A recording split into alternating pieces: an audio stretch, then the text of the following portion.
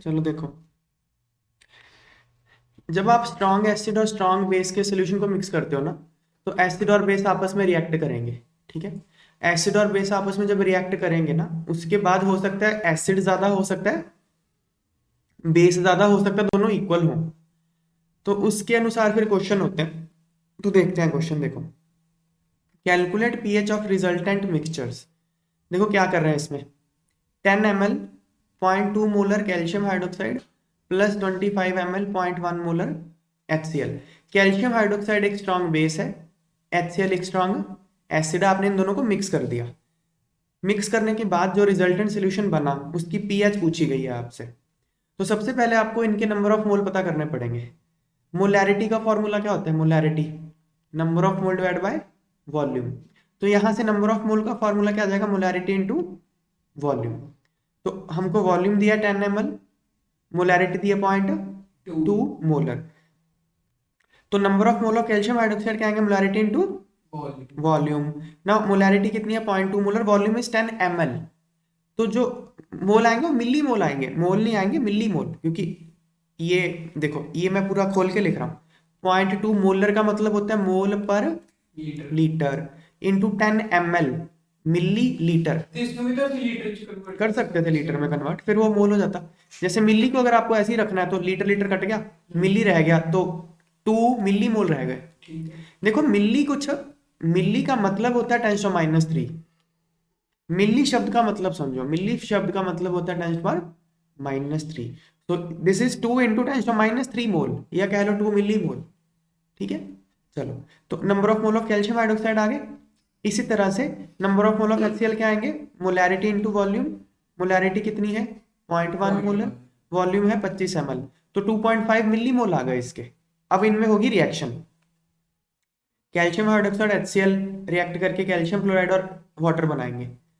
अब इनमें रिएक्शन क्या होगी, देखो यहाँ पे स्टोइशियोमेट्री का आपको नॉलेज होना चाहिए, तभी कर पाओगे। T इज इक्वल टू 0 मतलब अभी रिएक्शन हुई नहीं है। इसके कितने मिलीमोल हैं, 2, इसके कितने मिलीमोल हैं, 2.5, इसके तो है नहीं, है तो एक्सेस, पानी तो एक्सेस में एक्वा सोल्यूशन है। फिर T is equal to infinity मतलब रिएक्शन हो गई इनमें। अब तो आपको ना इसमें लिमिटिंग रीजन का पता होना चाहिए। ये कैलकुलेशन आप साइड में कर सकते हो। लिमिटिंग रीजन कैसे निकालते हो, given moles divide by स्टोइशियोमेट्रिक coefficient. जैसे कैल्शियम हाइड्रोक्साइड के गिवन मोल कितने हैं, 2, स्टोइशियोमेट्रिक कोएफिशिएंट कितना है, 1, तो 2/1 2 आ गया। HCl के नंबर ऑफ मोल कितने, 2.5, कोएफिशिएंट कितना 2, तो ये कितना आ गया 1.25। इन दोनों में से कम कौन है, 1.25 कम है, मतलब ये लिमिटिंग रीजेंट है। ये क्या है, लिमिटिंग रीजेंट, ये खत्म हो जाएगा, ये 0 हो जाएगा। ठीक है, तो अब देखो, अगर तो इसके 2 मोल रिएक्ट करते हैं, तो इसके कितने मोल रिएक्ट करते हैं, 1।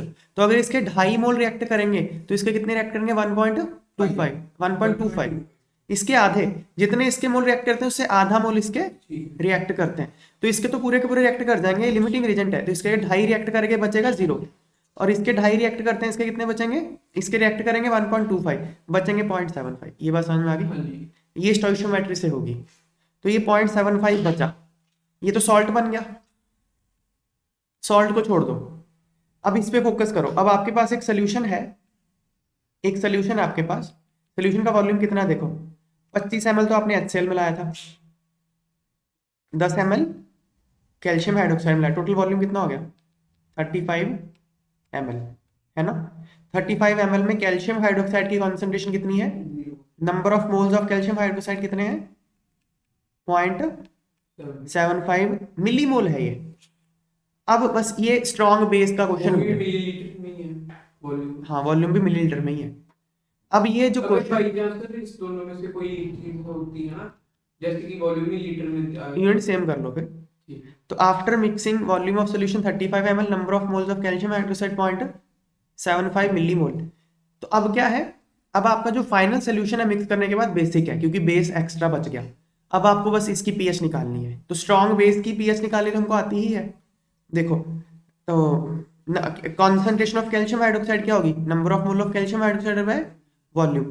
तो अब देखो, इतने मिली मोल, मिलीलीटर, मिली मिली कट गया, मोल पर लीटर मतलब मोलर रह गया, तो इतने मोलर कॉन्सेंट्रेशन आ गई। OH नेगेटिव की कॉन्सेंट्रेशन कैल्शियम हाइड्रोक्साइड से डबल होगी, क्योंकि कैल्शियम हाइड्रोक्साइड 2 OH देगा। अच्छा ठीक है। Calcium choice hydroxide, calcium 2++2 OH minus. तो एक कैल्शियम हाइड्रोक्साइड 2 OH नेगेटिव देता है। तो 2 इंटू दिस, ठीक है ना। तो 2 फिर इंटू, एक और नेगेटिव। हाँ अब इसकी कितनी कॉन्सेंट्रेशन क्या है, कॉन्सेंट्रेशन है 0.21, तो ये इतनी आ गई। यहाँ पे एक 4 रह गया, 4 यहाँ लगा लो, 0.214, ठीक है ना। तो OH नेगेटिव की कॉन्सेंट्रेशन आ गई ना। अब तो बस लॉग ही निकालना है, POH क्या होगा, minus log of concentration of OH negative. अब देखो लॉग निकालना मैंने सिखाया है। उसे अलग कर लो। हाँ तो इसको पहले स्प्लिट कर लो, 7 3 इंटू 2 इंटू 10⁻³ अब log a into b into c into d log a plus log b plus log c log d होगा। ये हो गया। अब सी की वैल्यू इसकी याद होनी चाहिए, log 7.85, log 3.48, log 2 की वैल्यू पता है आपको, और ये 3, इतना आ गया। तो pH क्या आएगा, 14 माइनस POH, इतना आ गया।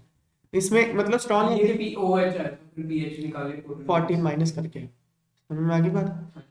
ओके, फर्स्ट पार्ट हो गया। देखो ऐसे ही करने हैं सारे क्वेश्चन। अगर आप स्ट्रॉन्ग एसिड और स्ट्रॉन्ग बेस को मिक्स करोगे, पहले रिएक्शन करा दो, रिएक्शन करने के बाद देख लो कि एसिड बचा या बेस बचा, फिर उसकी पीएच निकाल दो, ठीक है ना। हो सकता है एसिड बेस दोनों ही खत्म हो जाए, सॉल्ट ही बन जाए पूरा। देखो यहाँ पे हो सकता है दोनों ही जीरो हो जाते, ये भी जीरो ये भी जीरो, फिर सिर्फ सॉल्ट बचता, फिर वो उसका केस अलग होता है, वो हम आगे करेंगे, सॉल्ट हाइड्रोलिसिस में करेंगे, ठीक है ना।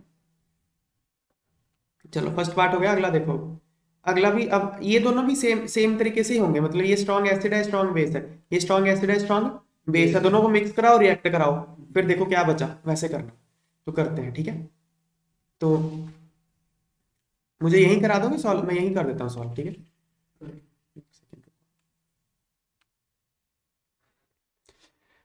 यहाँ देखो, अब ये क्या है, ये स्ट्रॉन्ग एसिड है, मुझे यहीं पे सॉल्व करा दो। इसके नंबर ऑफ मोल कितने होंगे H2SO4 के, नंबर ऑफ मोल का फॉर्मूला मोलैरिटी इनटू वॉल्यूम।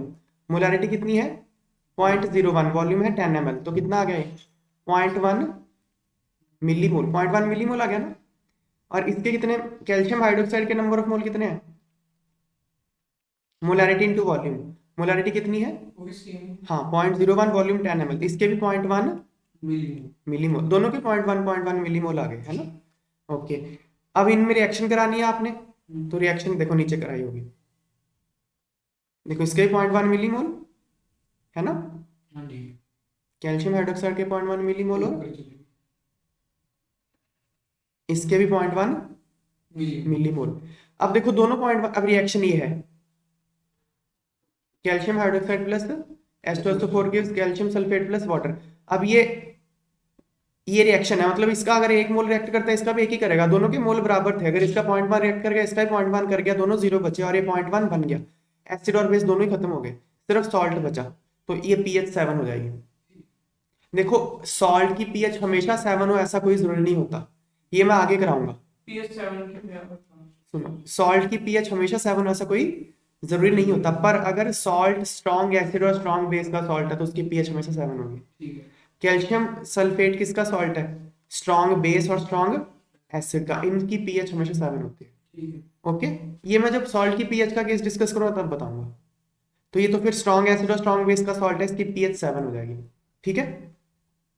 अगला क्वेश्चन देखो, मतलब ये याद नहीं रखना। हाँ फिर देखो 10 ml ऑफ 0.1 मोलर H2SO4, तो नंबर ऑफ मिलीमोल इसके कितने हो जाएंगे, मोलैरिटी इनटू वॉल्यूम 1, है ना। इसका भी मोलैरिटी इनटू वॉल्यूम 1, दोनों का 1 मिलीमोल दिया हुआ है, ये देखो इसका भी 1 मिलीमोल, इसका भी 1 मिलीमोल, दोनों को मिक्स कर दो। अब रिएक्शन, अब इसमें फर्क है, देखो ये 2 KOH H2SO4 gives K2SO4 plus water, दोनों का 1 है। अब लेकिन क्या है इसमें, देखो लिमिटिंग एजेंट कौन होगा, 1 डिवाइड बाय 1 यहाँ 1 आ गया, 1 डिवाइड बाय 2 यहाँ 0.5 आ गया, ये कम है ना, तो ये लिमिटिंग एजेंट होगा, मतलब ये जीरो हो जाएगा रिएक्शन में, तो ये जीरो हो जाएगा, मतलब इसका एक रिएक्ट करा, अगर इसका एक रिएक्ट करता है इसका आधा रिएक्ट करेगा, क्योंकि इसके अगर 2 रिएक्ट करते हैं इसका एक करता है, इसका अगर एक करेगा इसका आधा ही करेगा, तो बचेगा कितना, आधा 0.5 बचेगा, तो 0.5 H2SO4 बच गया।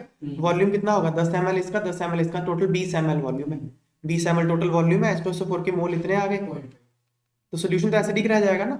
तो concentration of H2SO4 number of mole divide by volume, 0.5 so this divide by this 0.025 molar इसकी कंसंट्रेशन आ गई।